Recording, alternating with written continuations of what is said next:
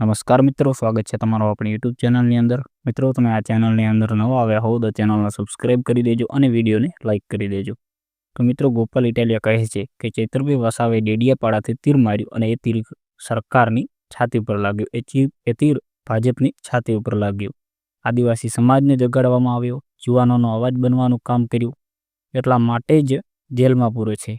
પણ દોસ્તો, ભાજપના 8 પાસ એવા ડફોળ નેતાઓ ને મારી એટલી જ વિનંતી છે કે નેતાની જગ્યા યુવાનોના દિલમાં હોય છે। આનું જેલ કંઈ બગાડી શકતી નથી અને જેલ મોટી નથી, જનતાનું દિલ મોટું છે અને ચૈત્ર વસાવાની જગ્યા સમાજના દિલમાં છે। અને ચૈત્ર વસાવાના લોકપ્રિયતાની વાત કરું તો વર્ષોથી ભાજપમાં, કોંગ્રેસમાં આદિવાસી સમાજના નેતાઓ ચૂંટણી જીતે છે, કોઈ સાંસદ બને છે, કોઈ ધારાસભ્ય બને છે અને આપણા કાકા પણ સાંસદ સભ્ય છે।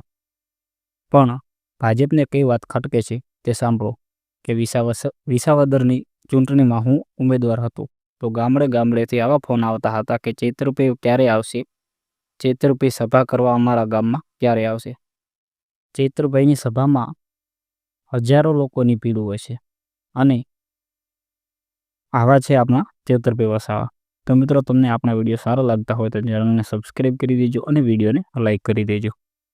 ભાજપને કઈ વાત ખટકે છે ધ્યાનથી સાંભળજો કે વિસાવદરની ચૂંટણીમાં હું ઉમેદવાર હતો તો ગામડે ગામડેથી એવા ફોન આવતા હતા કે ચૈતરભાઈ ક્યારે આવે છે સભા કરવા અમારા ગામમાં। ચૈતરભાઈની સભાની જાણ થાય, હજારો લોકો ગામડામાં આવે।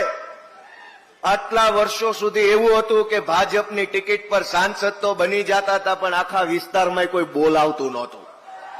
આ ચૈતરભાઈ વસાવા આદિવાસી સમાજના પહેલા એવા નેતા છે જેની ઇજ્જત, જેનું સન્માન, જેની લોકપ્રિયતા માત્ર આદિવાસી સમાજમાં નહીં, ગુજરાતના એક એક જિલ્લામાં, એક એક સમાજમાં છે દોસ્તો।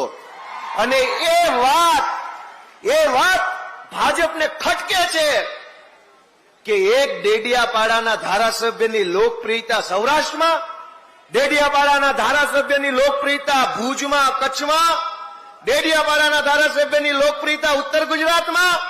આ વાતથી ભાજપને ઊંઘ નથી આવતી, ઊંઘ।